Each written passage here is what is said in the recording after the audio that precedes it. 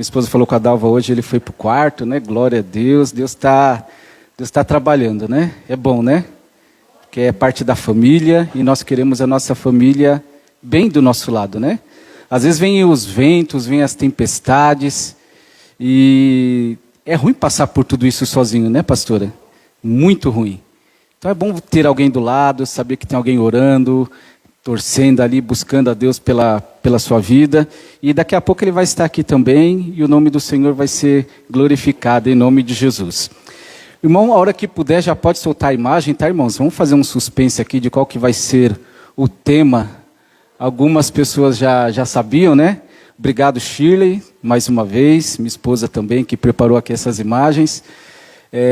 Eu tenho que usar só a cabeça. Essas coisas assim de imagem, essas coisas, tem irmãs valorosas aqui que nos auxiliam também. Eu trouxe aqui também esse livro. Vou deixar aqui com o Wilson. A partir da página 331, pode ir passando para a igreja, tá? Vai ter algumas fotos sobre o tabernáculo, tá? Para quem ainda não entendeu, nós vamos falar sobre o tabernáculo. A partir da página 331, tem até uma folhinha ali, ó, na frente, que ajuda para marcar, tá? Os irmãos podem folhear, passar para os irmãos, não vai atrapalhar, nós estamos aqui num estudo, né? Momento de estudo também. A Dalva já agendou o próximo estudo para o dia 26 do mês que vem, tá, pastor? Última quinta-feira, né? Do mês que vem. E provavelmente eu não vou acabar este assunto hoje, tá? Tem muita coisa aqui para a gente falar, não sei quantas quintas-feiras vão ser, mas é um assunto que eu particularmente eu gosto muito, né? Gosto demais porque tem toda a nossa vida cristã, principalmente a nossa parte de culto, de adoração, passa por este símbolo. Tudo o que acontecia na Bíblia, no Antigo Testamento, era uma preparação para o Novo, né? O Antigo, ele concluiu até chegar no Novo. Então hoje nós temos o Novo Testamento, o novo tempo de Deus para as nossas vidas. Mas muito do que nós passamos aqui na igreja, eu lembro que eu cheguei hoje aqui, dobrei o meu joelho, a nossa irmã estava aqui falando sobre o óleo, né? Que o Senhor nos unge com óleo, nos remete ao tabernáculo. Quando a gente fala de culto, nos remete ao tabernáculo. Quando a gente fala de adoração, de santificação, os estudos que nós passamos nas últimas semanas também, nos remete a este tabernáculo, que foi o lugar que Deus escolheu para tratar, para trabalhar com Israel. E antes de nós chegarmos aqui no texto bíblico, né, eu quero contar um pouco da história da adoração, porque a adoração na Bíblia Sagrada, nós sabemos que começou já ali com o casal no Jardim do Éden. Você pode ver que quando a gente ministra a palavra de Deus, muitos assuntos, eles se repetem, né? Parece que está ficando repetitivo, mas não é, porque está tudo ligado. Nós sabemos que o casal ali, Adão e Eva, eles adoravam a Deus ali no paraíso, né? Naquele jardim. Tanto que o Senhor descia todo dia na viração do dia, conversava ali com aquele casal, eles adoravam a Deus, tinham uma comunhão com Deus. Mas quando o pecado ele entra na humanidade, o ser humano ali é expulso do paraíso, nós vemos que logo ali na próxima geração da família já havia adoração. Nós vemos que quando nasceu ali Caim e Abel, Caim resolveu ofertar ao Senhor, fazer ali um culto de adoração, com as primícias ali, com as suas colheitas, né, com algumas coisas ali que ele plantava e colhia. Mas diz a palavra que Abel, ele trouxe um sacrifício, na onde foi queimado ali diante do Senhor e subiu aquela gordura, ele adorou a Deus com um sacrifício. E em toda a Bíblia Sagrada, esta palavra sacrifício, você já está aí na sua cabeça lembrando do sacrifício de Jesus. Nós já sabemos que isso é importante porque há uma verdade bíblica de Deus, inclusive, que diz que sem derramamento de sangue não há remissão de pecado. Nós sabemos que hoje isso já não se faz mais necessário, né? Porque o nosso sacrifício perfeito, aquele que nos deu a chance, a oportunidade, nos deu uma nova vida de entrar na presença de Deus, de construir este caminho novamente para Deus, porque nós estávamos perdidos no nosso pecado. Mas através do sangue de Jesus, do sacrifício de Jesus, que é o sacrifício perfeito, nós temos a oportunidade de estar na presença de Deus.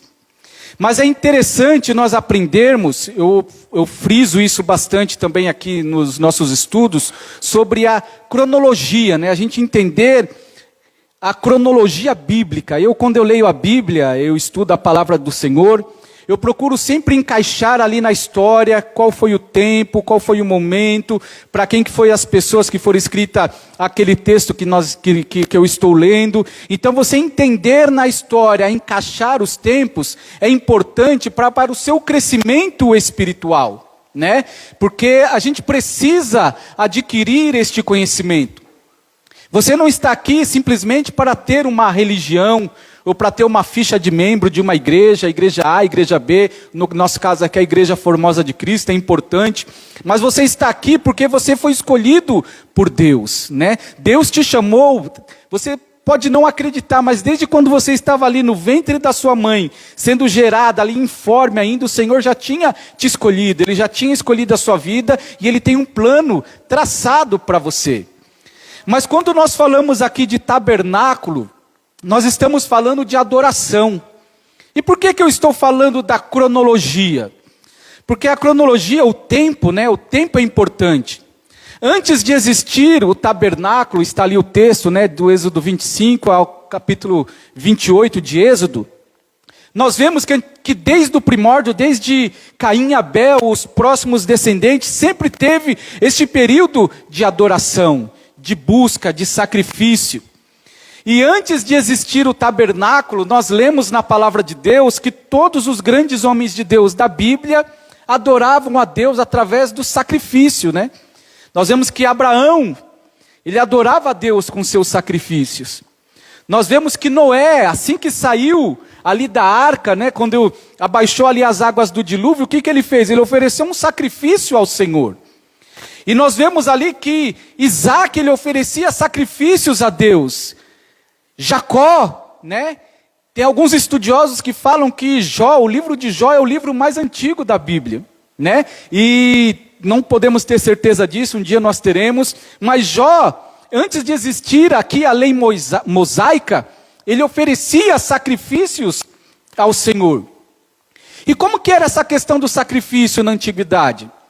Era uma questão muito familiar. Havia uma família, havia um pai. Olha só, vai ligando com o Novo Testamento, quando a Bíblia fala que o homem, ele é o sacerdote do lar, já remete lá dos tempos antigos.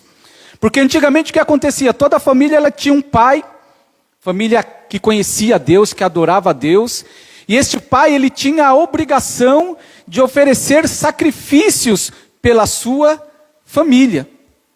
Você lê na Bíblia de Jó, que Jó ele intercedia pelos seus filhos, ele até orava assim, quem sabe eles cometeram algum pecado, alguma falha, e eu já estou aqui oferecendo esse sacrifício em favor dos meus filhos.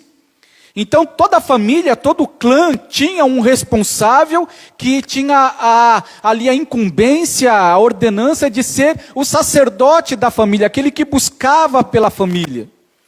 E temos até exemplos, né, fora ali do povo de Israel, quando Moisés ele se casa ali, quando ele foge do Egito e ele se casa, o sogro dele era sacerdote em Midian. Esse homem ele já tinha uma função que além de ser sacerdote da sua família, ele era sacerdote da sua comunidade. E na Bíblia Sagrada era desta forma. Todo pai, todo chefe de um lar, todo chefe da casa, ele tinha a obrigação de interceder pela sua família, de orar pela sua família.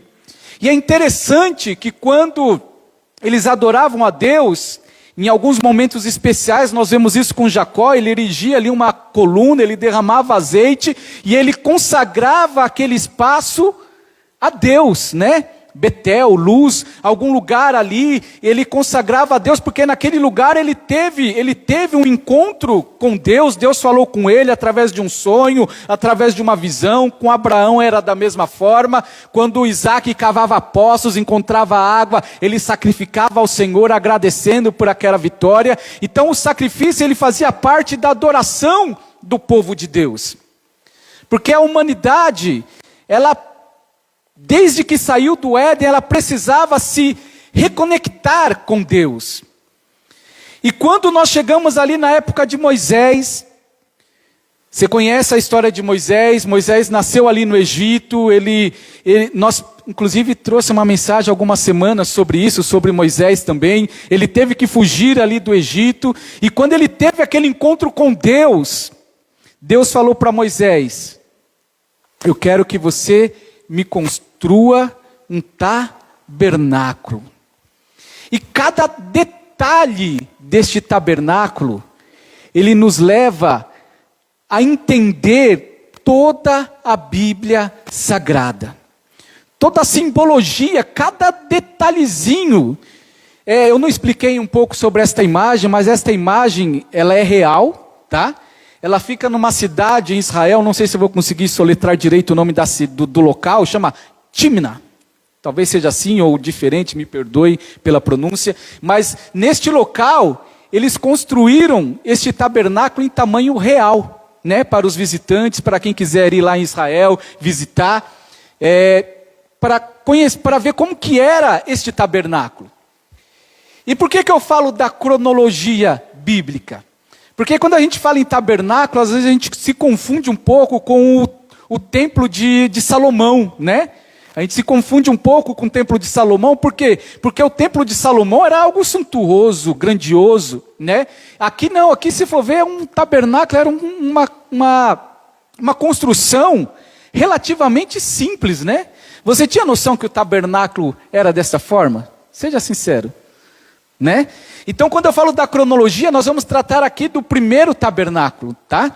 Depois, talvez, se assim o tempo permitir, nós vamos falar um pouco sobre o templo de Salomão, né? Que foi aquele templo que foi construído em Jerusalém por Salomão, que depois foi destruído por Nabucodonosor, depois foi reconstruído por Ageu, Zacarias, Zorobabel, ali na volta do cativeiro. Depois esse templo teve uma terceira reformulação, que era o templo do templo de Jesus, o templo de Herodes, que Herodes construiu para o judeu. Ele pegou aquele templo que existia ali de Zorobabel, deu uma reformulada dele, uma repaginada, fez algo grandioso e ficou ali o templo de Herodes. Mas nós vamos falar sobre o tabernáculo, onde tudo começou, onde foi o início de todas as coisas. Uma construção simples, mas que fala profundamente ao nosso coração. Simples, tá? Eu falo simples, mas me perdoe a colocação, entre aspas, tá? Comparando com esses outros que eu falei. Mas se você imaginar que é uma construção de pelo menos, 3.400 anos atrás, né? Pensando na cronologia, eu quero que você pense isso, que você leia a Bíblia pensando no tempo. É algo bonito, grandioso, porque foi onde começou as ordenanças de Deus para a nação de Israel. Eu gosto desta passagem bíblica. Quem já leu Êxodo aqui? Levante a mão. Livro de Êxodo. Que bênção, glória a Deus.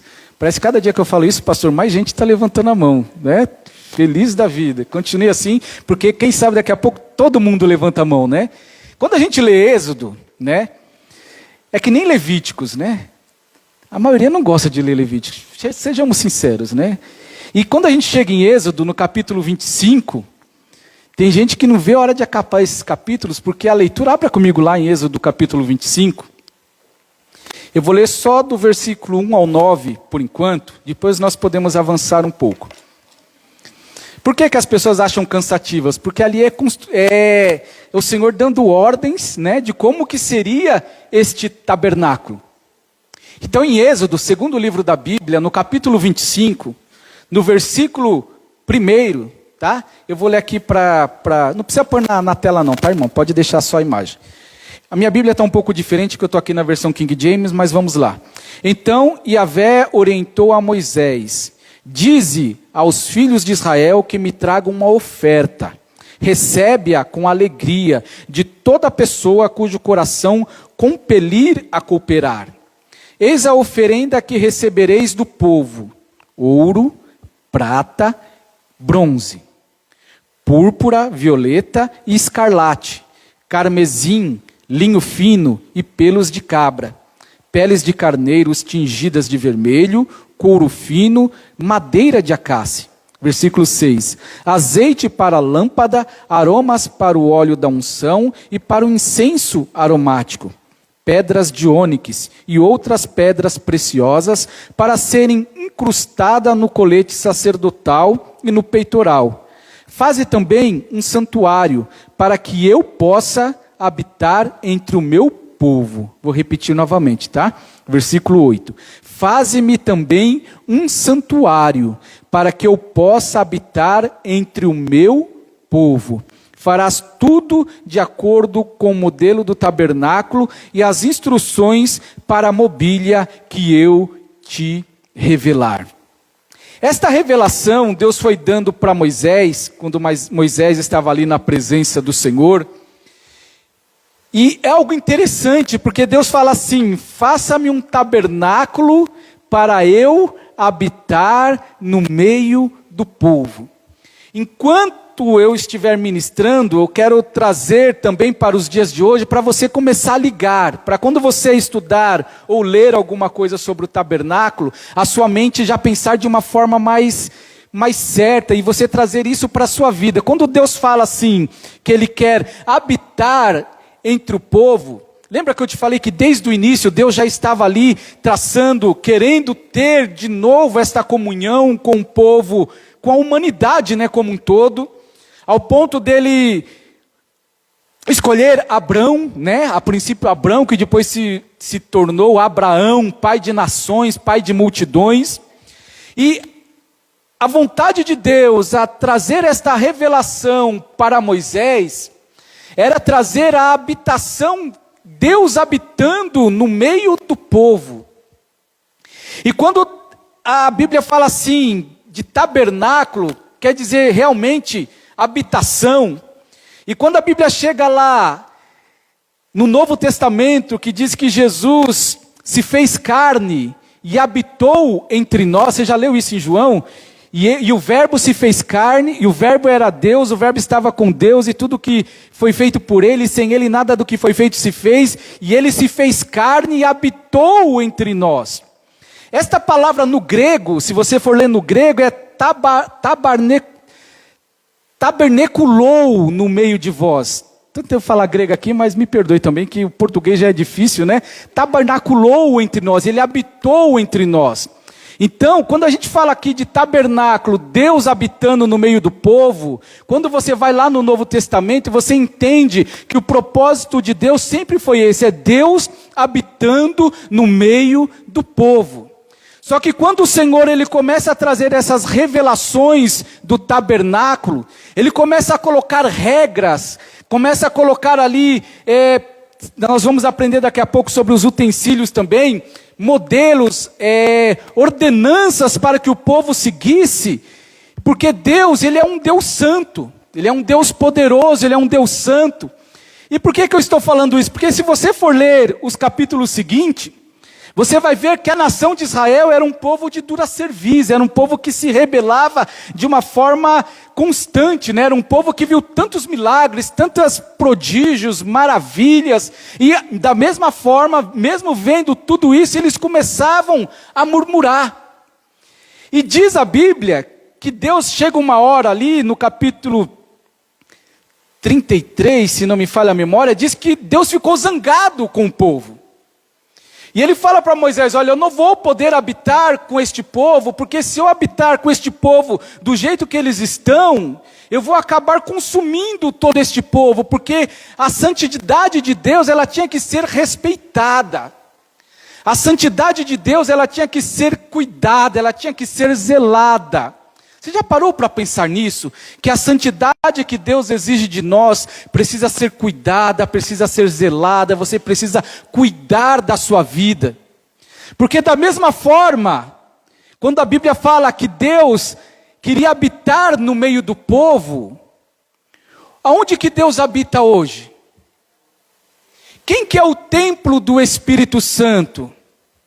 Quem que é a nação santa, o povo adquirido por Deus, o sacerdócio real? Já parou para pensar? Sacerdócio real, nação santa, habitação, Deus habitando no meio de nós. E diz a Bíblia que Deus ficou ali no capítulo 33 ou capítulo 30, que Deus ficou revoltado com o povo. E Moisés teve que interceder pelo povo. E o interessante é que diz que Moisés, ele fez uma tenda, chamada tenda do encontro. Você já ouviu falar sobre isso, a tenda do encontro? A tenda do encontro foi antes do tabernáculo, E nesta tenda do encontro, no capítulo 33,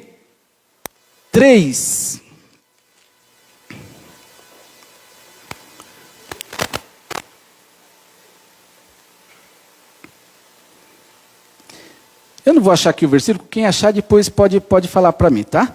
Diz que Moisés, ele construiu essa tenda e ele colocou fora do arraial. O que significa fora do arraial? Quando o povo de Israel saiu do Egito, ele não saiu com meia dúzia de pessoas. Diz os historiadores que havia pelo menos ali 2 milhões de pessoas. Era muita gente. Versículo 7, 33, 7, tá. Nós vamos ler isso daqui a pouco. E quando diz que este povo era de dura cerviz e Moisés construiu essa tenda do encontro fora do arraial, era longe dessas pessoas, era fora do arraial. E algo interessante que diz a Bíblia Sagrada, que quando Moisés ia falar com Deus, ele passava no meio do arraial. E quando ele passava no meio do arraial, todo mundo saía para fora da sua tenda, tá na Bíblia, saía para fora da sua tenda e ficava de pé, esperando Moisés passar no meio deles. E quando Moisés saía para fora do arraial, e ele entrava na tenda do encontro, com Josué junto com ele, tá? Diz que a Bíblia que Josué estava junto com ele. Moisés entrava na tenda, e quando ele entrava na tenda, a nuvem de glória do Senhor, a nuvem do Senhor descia naquele tabernáculo, e toda aquela nação que estava ali nas suas tendas, se curvava, se ajoelhava, colocava o seu rosto no pó, e começava a adorar ao Senhor, enquanto o Senhor falava com Moisés, assim como alguém fala com o seu amigo. Olha que coisa gloriosa, tá? Está aqui no capítulo 33, acho que não é o 33, meu irmão. Mas, se eu não achar hoje, no próximo estudo, eu trago para os irmãos. E o povo adorava a Deus naquele momento de uma forma tão gloriosa, tão tremenda. Mas diz que Josué ficava com Moisés ali na porta da tenda, sendo coberto por aquela nuvem.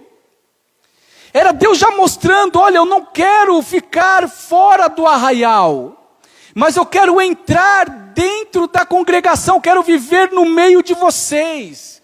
Mas para mim viver no meio de vocês, é necessário que vocês vivam de acordo com a minha vontade, com o meu querer, porque por isso que a Bíblia fala, olha só o que diz lá no Novo Testamento, sem santificação, ninguém verá a Deus. Não está assim lá em Hebreus? Sem santificação, ninguém verá a Deus. Então, para Deus habitar no meio do povo, era necessário que o povo vivesse em santidade. Aí Deus começa aqui a ordenança para Moisés construir o tabernáculo. Irmão, se puder pôr a imagem 2, eu agradeço. E quando o povo ele constrói ali o tabernáculo, você está vendo ali em volta as tendas? Está vendo lá as casinhas ali, as tendas? Eram as tribos de Israel que era colocada ali ao redor do tabernáculo. E esse tabernáculo ele foi feito com muitas coisas. Nós lemos ali no capítulo 30, que foi feito com pele de animais, foi feita com madeira, foi feita com bronze, foi feita com ouro, né? Para você entender bem, a parte do ouro estava dentro do tabernáculo.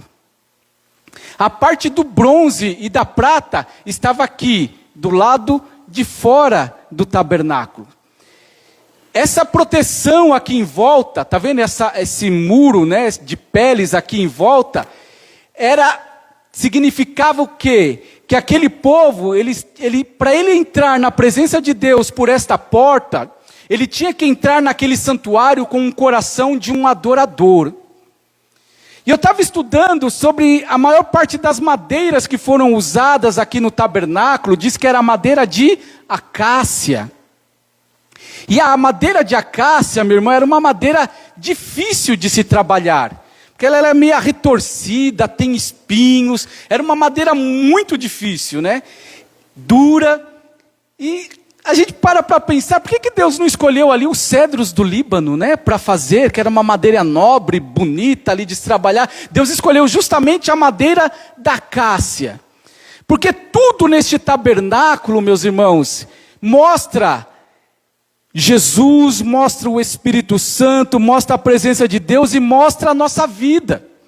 Porque esta madeira dura, retorcida, ela traz ali o símbolo da humanidade. Da humanidade que precisava ser trabalhada por Deus. Esta humanidade retorcida, cheia de espinhos, difícil de trabalhar, grossa, dura, coração dura. Era justamente isso que Deus estava trazendo para este tabernáculo e capacitando ali os construtores a construir este tabernáculo. E essas madeiras, elas eram trabalhadas, elas eram revestidas. Você vai ver algumas vezes de ouro, algumas vezes de cobre, né? Por quê? Porque era Deus trabalhando conosco. E o interessante era...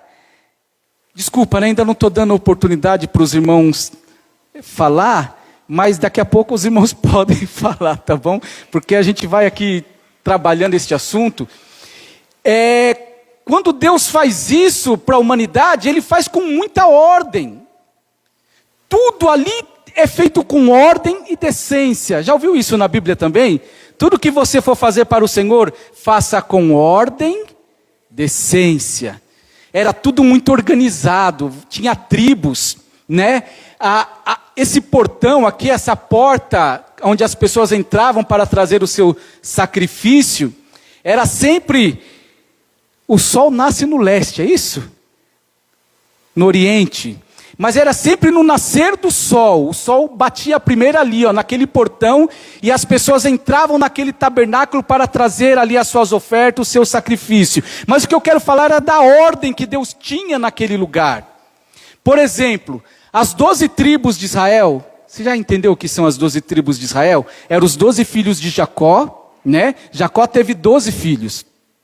E esses 12 filhos foram gerando descendentes, né? Só que 2 filhos de Jacó não entram.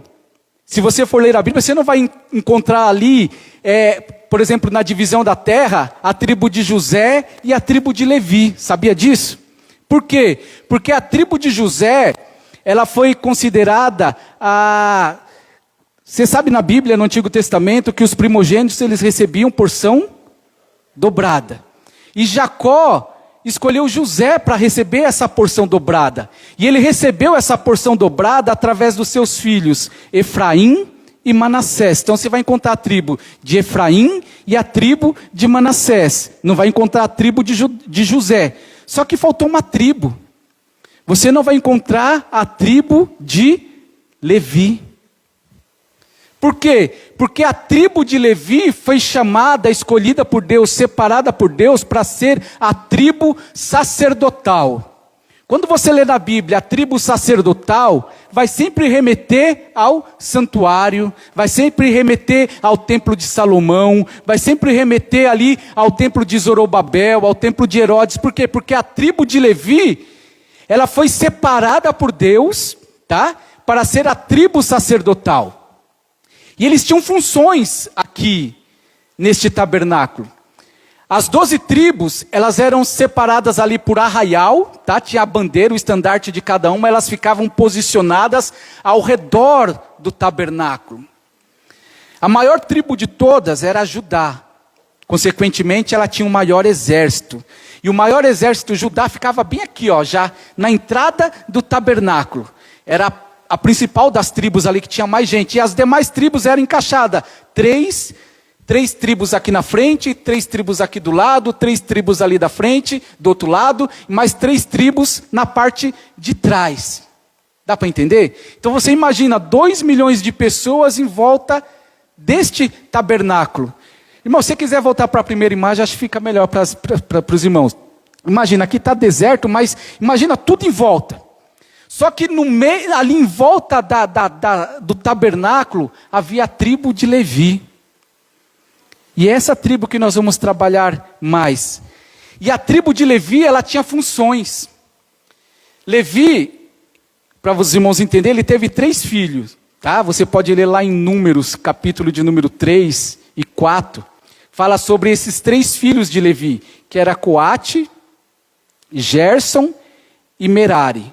Então quando você vê na Bíblia falando sobre os coatitas, os gersonitas, os meratitas, eram estes ramos do filho de Levi, que foram crescendo, multiplicando.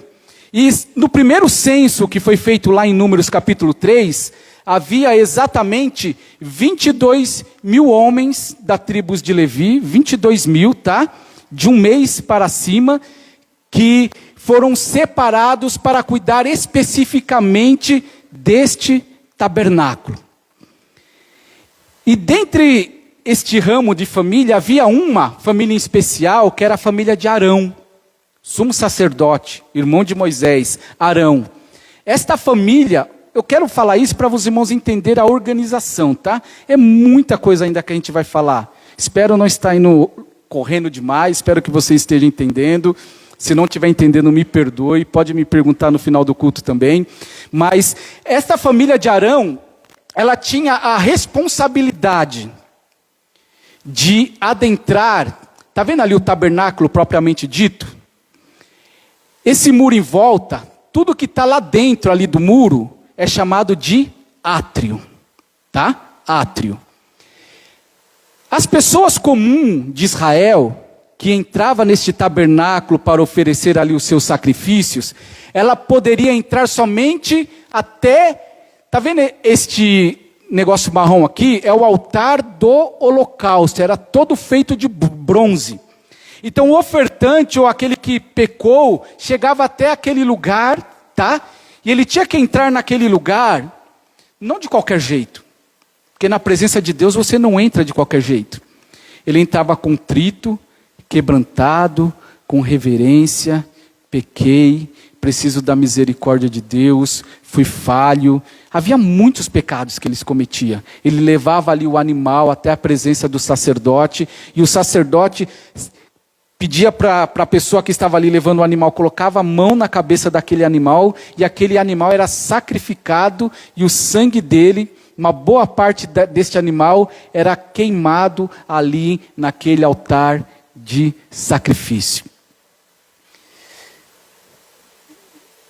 Do altar para trás, está vendo aquela bacia ali? Está um pouco ruim a imagem, mas aquela bacia era a bacia de bronze, onde o sacerdote, sumo sacerdote, antes de oferecer o sacrifício ali da pessoa que estava entrando, ele tinha que lavar as suas mãos e lavar os seus pés. Pureza. Mas por que eu estou falando isso? Depois eu vou voltar neste assunto. A família de Arão, do sumo sacerdote, era os únicos que tinham a permissão para entrar ali dentro daquela cortina.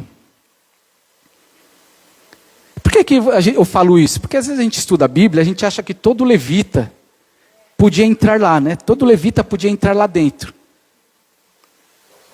Só o sacerdote e os seus filhos.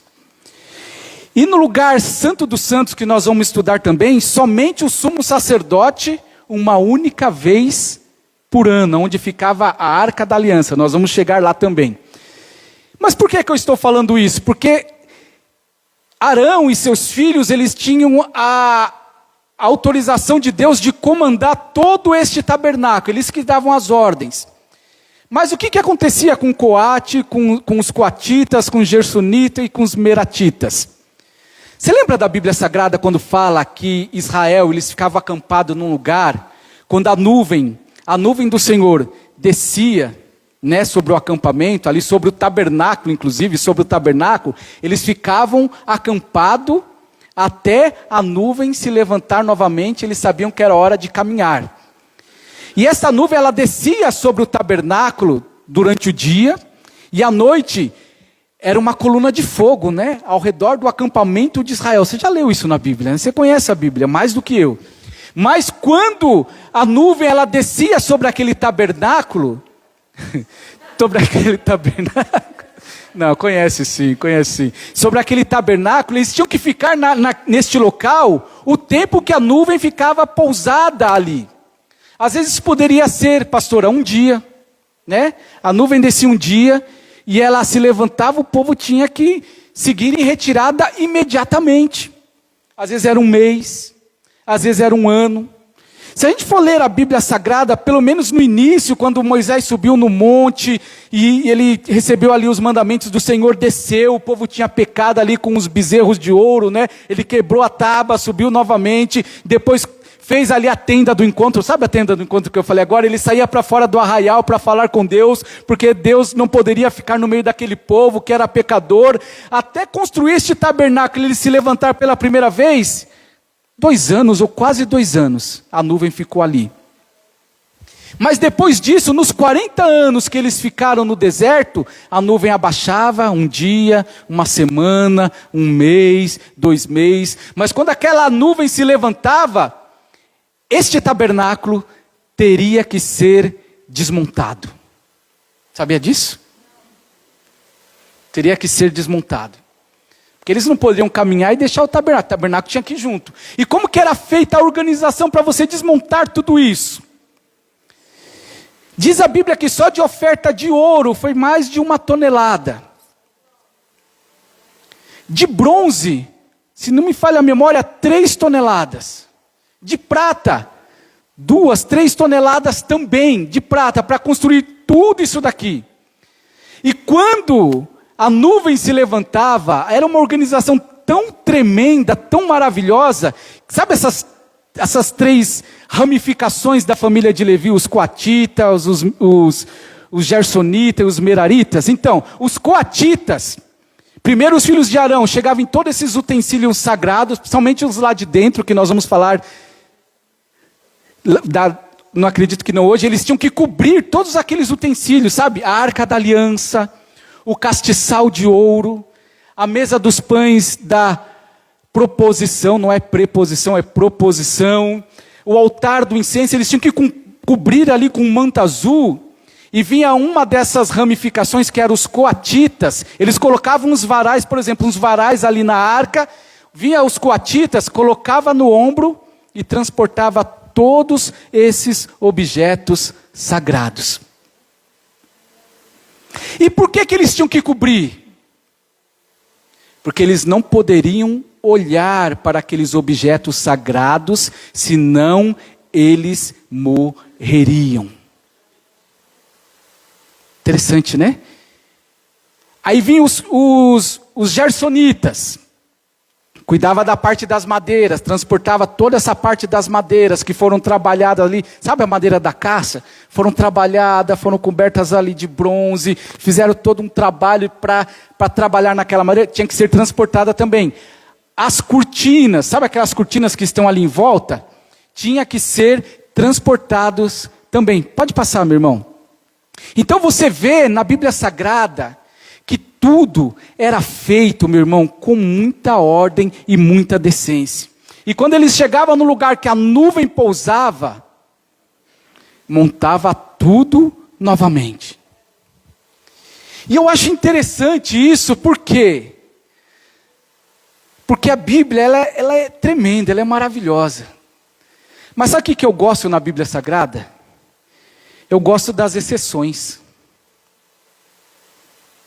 Por que você está falando isso, Ney? Acompanhe o raciocínio aqui. Eu disse para você que só entrava lá dentro daquele tabernáculo quem? Os descendentes de Arão, o sumo sacerdote e os seus filhos. Os coatitas, eles só transportavam os utensílios sagrados que estavam ali, e eles não poderiam olhar para aqueles utensílios, porque senão eles morriam. E não poderiam pegar de qualquer forma, eles tinham que pegar nos ombros, nos varais. Você entende que quando Davi ele leva a arca para Jerusalém, em cima dos carros do boi, e o boi tropeça, e Uzá vai lá, coloca a mão na arca, ele morre? Por que ele morre? Porque não era a forma que Deus havia ordenado para eles trabalhar. Mas eu gosto das exceções, Porque tem uma exceção na palavra sagrada que talvez você nunca tenha. Eu já preguei isso, acho que uma ou duas vezes, mas talvez você não. Agora você vai entender melhor. Quando eu chego lá, no livro de 1 Samuel, que Ana pede um filho a Deus, ela roga a Deus, e Samuel nasce, e ela fala: se o Senhor me der um filho varão, eu vou entregar este filho para estar no seu santuário, e ele vai viver ali todos os dias da sua vida, e sobre a sua cabeça não passará navalha, e ele não beberá bebida forte. Para ele trabalhar no templo, tinha as funções dos levitas, todos os levitas. Se você era um israelita, nascesse levita, principalmente varão, no primeiro recenseamento dos 30 aos 50 anos, você tinha a obrigação de trabalhar no tabernáculo, carregar, limpar, transportar, fazer tudo o que tivesse ali, que Arão e os seus filhos ordenassem. Só que eu chego lá em Samuel, e eu vejo que o povo ele se afastou tanto de Deus, que diz que a palavra de Deus era rara. Mas quando Ana, não vou pregar sobre Samuel, mas quando Ana tem Samuel e leva Samuel para o templo, para você entender, ela só poderia fazer este voto com Deus, por quê? Porque Samuel ele era um levita. Você sabia disso?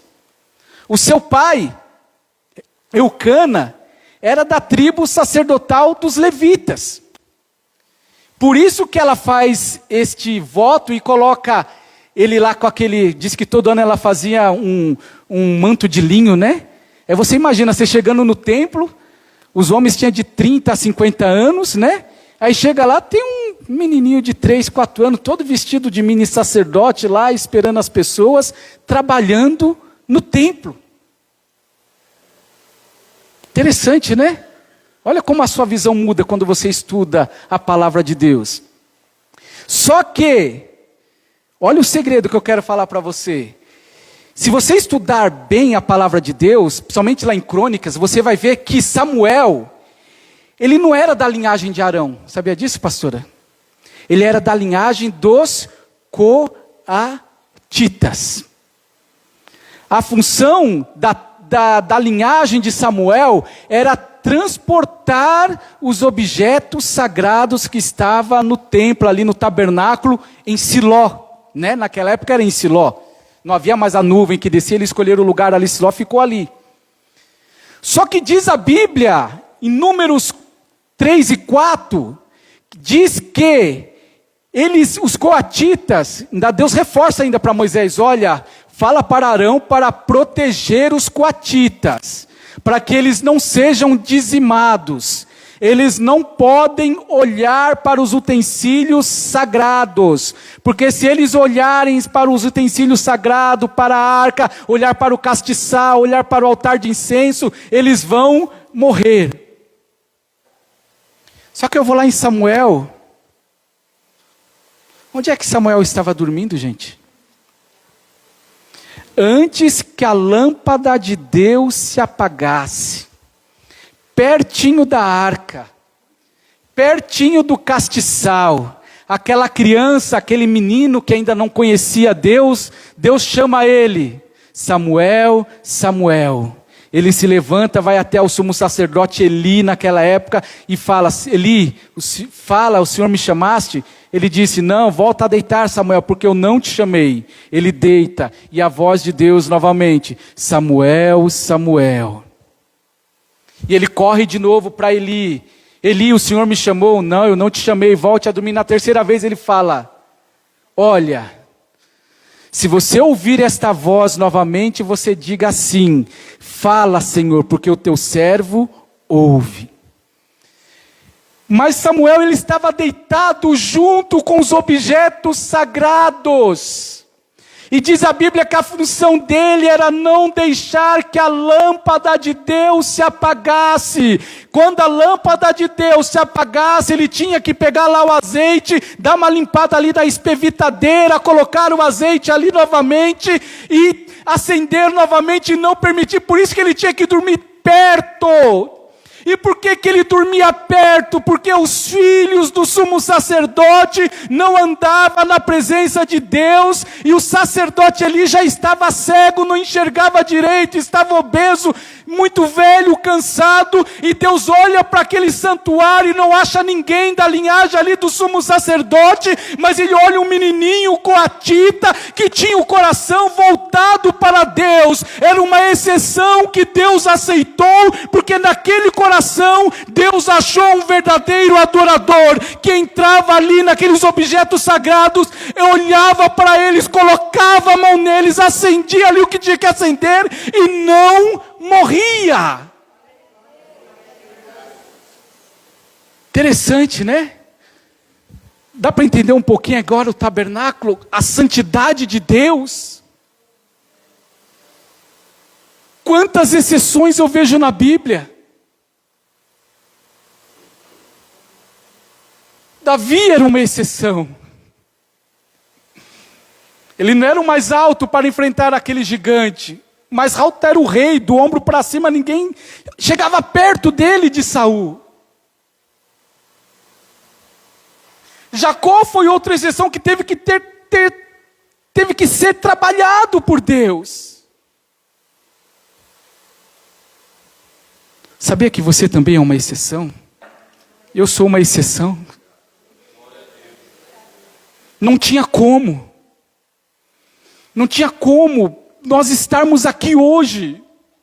Não tinha como você, na sua força, estar aqui hoje buscando a presença de Deus. Você só está aqui porque Deus olhou para o seu coração e te escolheu, chamou pelo teu nome, você é dele. E essa organização, meus irmãos, é algo fantástico. Chegava no lugar, montava, e estava ali o tabernáculo. Você vê ali que tem homens, tem mulheres. Um estrangeiro, para entrar naquele lugar também não podia. Tinha que ser circuncidado, tinha que fazer ali a circuncisão para poder participar, por exemplo, da Páscoa, se morasse ali no meio do povo de Israel. Mas aquela nação, ela teve que aprender que aquele tabernáculo que Deus levantou ali no meio deles, foi levantado por Deus, porque Deus queria ter comunhão com eles. E a santidade de Deus é tão tremenda, que diz que quando Moisés ele teve um encontro com Deus ali na sarça, Deus fala para ele assim, olha, tira a sandália dos teus pés, porque o lugar que você está é terra santa. Então quando a Bíblia fala que Deus habitava no meio do povo, a presença de Deus no meio do povo, é porque Deus estava olhando para aquele tabernáculo e Ele aprovava o que estava acontecendo naquele lugar, se as pessoas que estavam ali cultuando a Deus, tanto os levitas, quanto os adoradores da nação de Israel, quando iam adorar a Deus, tinham que fazer tudo de acordo com a vontade de Deus.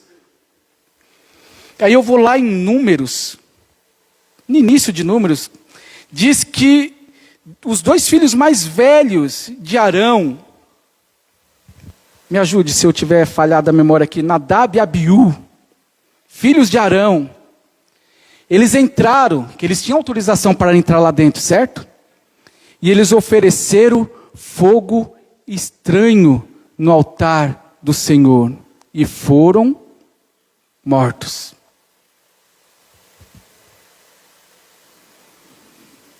Eu olho para hoje, eu glorifico a Deus porque nós estamos no tempo da graça, né?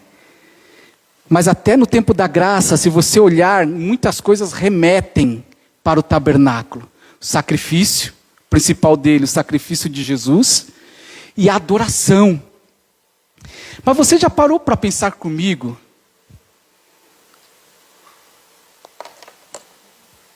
Se Deus usasse o mesmo zelo que Ele tinha, o mesmo rigor, né? O mesmo rigor que Ele tinha ali naquele tabernáculo. E nós aqui vamos fazer a obra. Ah, Ney, você se preparou para trazer um estudo para a igreja ou você foi de qualquer jeito? Como é que foi a sua vida nessa semana? Você se santificou? Você buscou a presença de Deus? Ou você apenas subiu neste altar? Já pensou que tem um fogo no meu coração? Tem um fogo no seu coração? A chama do Espírito Santo está aí. E recebereis virtude do Espírito Santo de Deus, que há de vir sobre vós. E ser-me-eis testemunhas, tanto em Jerusalém, como em toda a Judéia, Samaria, até os confins da terra. Atos 1:8. Eu vos batizarei com o Espírito Santo e com fogo. Há um fogo dentro de você. Aquele fogo que era colocado no incensário, sabe? O incensário representa a oração. Outra coisa interessante também, o candelabro, ele tinha que acender de manhã e à tarde. Por quê? Porque você viu que no tabernáculo lá dentro não tem janela? E era grossa aquelas peles ali.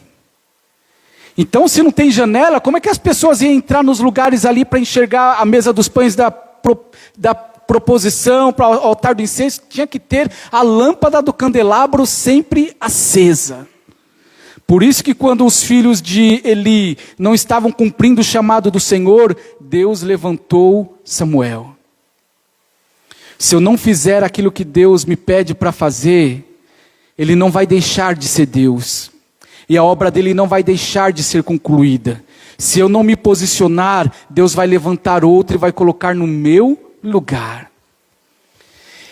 Mas este altar, diz a Bíblia também, Levíticos 6:12 ou 12:6, diz que a chama no altar teria que arder continuamente sobre o altar e não se apagará.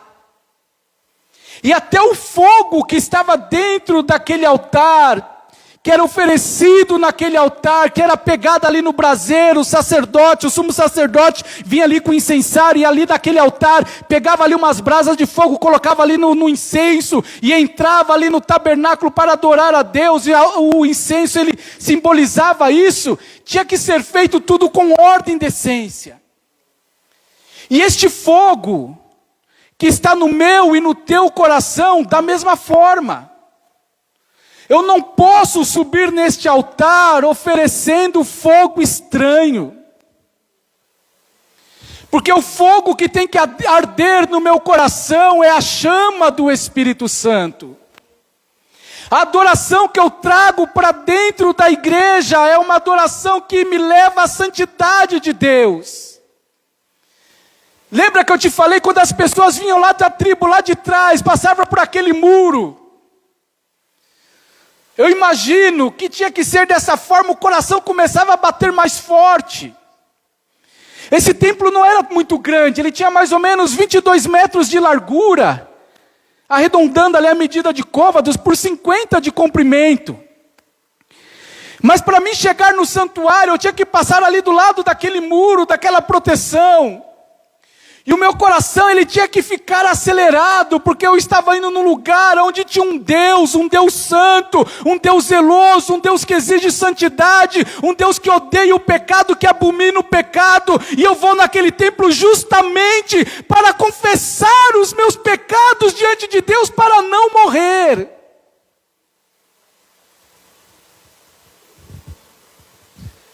Como é que eu entro na igreja? Não existe mais o tabernáculo, mas tudo, praticamente tudo que acontece neste lugar, uma hora passou por este tabernáculo que era a sombra futura das coisas que estavam por vir. Eu tenho que guardar o meu pé para entrar na casa do Senhor. Se eu vier aqui com um coração com fogo estranho, meu irmão, Deus, Ele não mudou, Ele é o mesmo. Talvez eu não vou ser fulminado, eu não vou morrer, mas eu vou afastar a presença dEle na minha vida, porque a Bíblia fala que eu não posso entristecer o Espírito Santo de Deus, porque hoje está mais difícil, meu irmão. Por que está mais difícil? Porque antigamente era num espaço físico. Deus estava lá naquele tabernáculo, e mais precisamente lá dentro, na Arca da Aliança, em cima do propiciatório. Mas agora Deus, Ele está dentro de mim, Ele está na minha vida, Ele está andando comigo. E eu preciso cuidar da minha vida. Acho que a primeira parte desta mensagem vai ser essa. É você olhar para você. Tem muita coisa ainda para falar, mas é você olhar para você e você entender que você hoje, você é o tabernáculo. Você é o tabernáculo de Deus aqui na terra.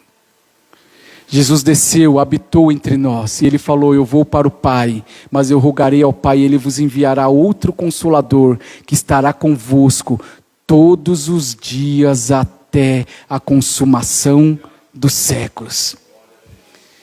Então, se eu sou o tabernáculo, não tem mais a tribo de Levi também, mas eu sou o sacerdócio real. E quando a Bíblia fala que eu sou o sacerdócio real, meu irmão, existe o levita e existe o sacerdote, é diferente. Existe o levita, aquele que transportava as coisas, existe o sacerdote, que era o que cuidava das coisas sagradas. A Bíblia fala que nós somos sacerdócio real. A parte mais oculta lá dentro eu posso adentrar hoje, porque a Bíblia fala que eu tenho acesso, não é isso que a Bíblia fala? Acesso ao trono de Deus, acesso à sala do trono, acesso à presença de Deus pelo novo e vivo caminho que foi feito através do sacrifício de Jesus, está lá em Hebreus. E quando a Bíblia fala que o véu foi rasgado de cima a baixo, não é isso que está na Bíblia? No seu evangelho está assim também? Não está de baixo para cima, está de cima para baixo. Por quê? Porque a iniciativa foi porque Ele aceitou o sacrifício de Jesus. O véu se rasgou de cima a baixo, e hoje aquela restrição que eu tinha para entrar lá no Santo dos Santos, eu não tenho mais. Eu posso entrar hoje. Como é que eu entro na presença de Deus? Eu entro na presença de Deus para adorá-lo em espírito e em verdade, para glorificá-lo. E esta chama, meu irmão, eu tenho que trazer para o meu coração. Porque se eu deixar ela apagar, a gente fala do avivamento. E o avivamento ele é real, mas tem que começar aqui, ó, dentro de mim. E quando a Bíblia fala de responsabilidade, a responsabilidade ela começa neste altar. É verdade. Porque se eu subir aqui neste altar sem o meu coração estar queimando na presença de Deus, como é que eu vou transmitir para a igreja aquilo que Deus quer? E se você entrar na igreja com o coração gelado, só esperando um grande pregador, um grande reformador, um grande avivalista, e eu não preparar o meu coração para buscar a presença de Deus, eu também estou errado. Porque Deus está neste lugar. Então hoje, meu irmão, vamos tirar a frieza espiritual. Está vendo aquela chama? Eu sou o sacrifício vivo do Senhor hoje. E não é um sacrifício hoje feito com sangue, porque o sacrifício de Jesus foi uma única vez, já foi necessário. Graças a Deus por isso. Mas o meu sacrifício hoje é um sacrifício de louvor, é de adoração, é de consagrar a minha vida no altar do Senhor. Não brincar de ser cristão, mas falar: Senhor, eu sei que a Tua palavra é verdade, eu quero viver o Teu Evangelho de uma forma plena.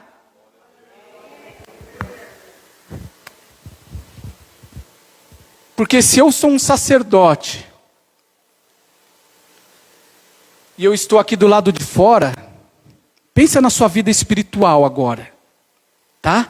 Para a gente encerrar. Se eu sou um sacerdote, você mulher também, se eu estou aqui do lado de fora, está errado. Ah, mas eu entrei, eu estou aqui no átrio, eu estou aqui dentro. Você acha que isso é suficiente? Irmão, atravessa o véu. Vai ter comunhão com Deus. Vai buscar a Deus. Não espere o pastor para buscar por você, não. Não espere a pastora, não espere o presbítero, a evangelista, não, a diaconisa, não. Adentra o véu, meu irmão, entra na presença de Deus, porque Ele está te esperando para transformar a sua vida e fazer algo glorioso na sua vida. Porque entrar na presença de Deus, meu irmão, é a melhor coisa deste mundo. Adorar este Deus é a melhor coisa deste mundo.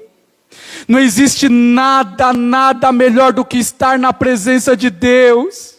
E saber que eu posso entrar na presença de Deus e eu não vou ser consumido, eu não vou ser morto, mas o Senhor, Ele olha para mim e Ele não me trata segundo aquilo que eu mereço, mas aquilo que eu devia já foi pago, a justificação de Cristo na cruz do Calvário. Ele já me justificou, Ele já me perdoou, Ele já me transformou, Ele já me deu uma nova oportunidade. Então para, meu irmão, de viver uma vidinha na presença de Deus e viva de uma vida plena com Jesus. Viva uma vida com Jesus, adentra no santuário de Deus, na presença de Deus. Se você não fez isso ainda, entra hoje, entra agora, entra neste momento, porque Jesus está neste lugar. Onde estiverem 2 ou 3 reunidos na minha presença, ali eu estarei. Mas eu só vou conseguir fazer isso se eu tirar fogos estranhos que eu estou colocando na minha vida. E encher com a unção, o óleo. Nós vamos falar sobre o óleo também. O óleo do Espírito Santo. A unção de Deus que está sobre a minha vida. Quando a gente fala de unção, falando de tabernáculo. Quando Deus dá ordem para Moisés e para Arão ali para fazerem o óleo.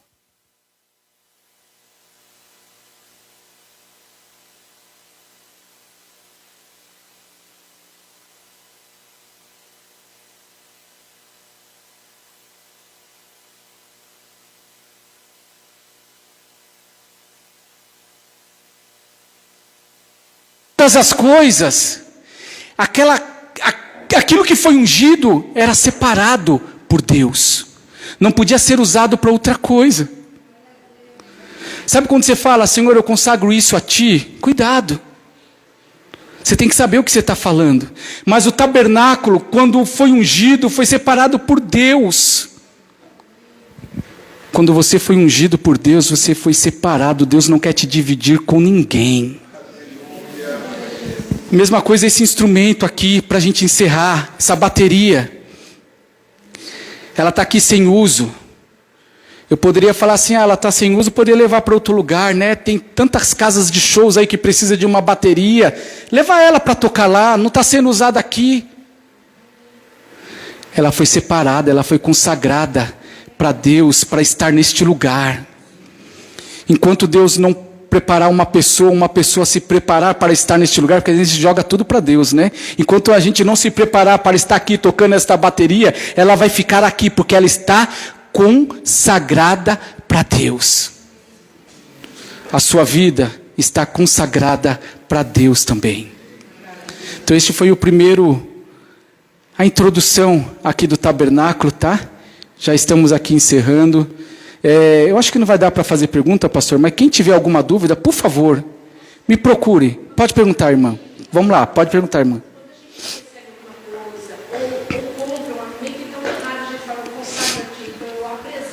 Exatamente. Exato. Obrigado, irmã. É isso aí. Comprei um carro.